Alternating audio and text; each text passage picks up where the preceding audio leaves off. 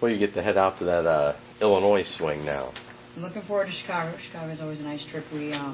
It's our only road trip for the two, consecutive games where we don't have to travel on that Friday. So we always get to do something fun. This year we're going to take the ladies up to the aquarium. Rachel Manuel's from the area, and she recommended that. Last year we went to the art museum. So we try to enjoy the Chicago trip.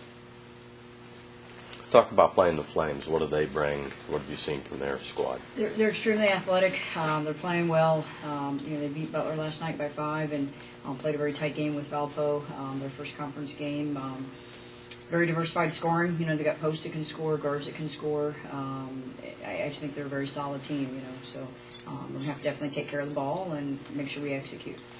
Do you feel like you're winning the little battles inside of the games? Because you've had some stretches where you played some good basketball.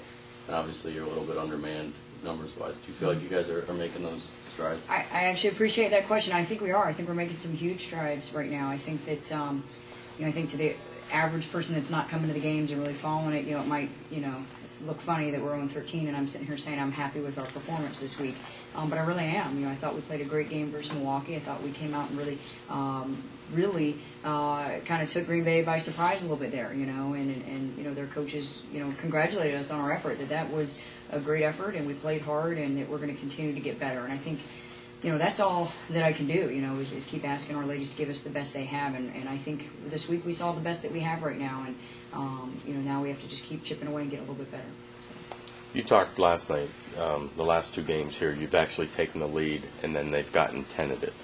How do you teach them to keep playing the way they are when they've gotten that lead? Yeah, it's something you have to get used to, I think. When a team is 20-0 and they're used to always being up, they don't know what to do when all of a sudden they don't have the lead. So right now we're in the other boat, which is we haven't won and we haven't normally taken the lead against a good team, and we've done that the last two games. So we just got to get used to it. Hopefully 2 times is the charm, and next time we'll be ready for it. I'd like to think that all we need is twice in that scenario.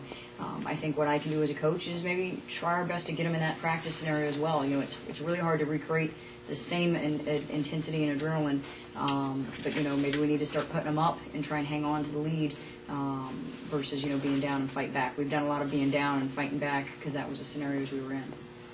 How do you avoid the mental lapses from these 2 big games that you just played, coming up against 2 on the road? How do you avoid just that mental hangover? You mean as far as how to make sure everybody's okay? Sharp, right. I honestly, everybody's okay. I think that, we all left the locker room very positive last night.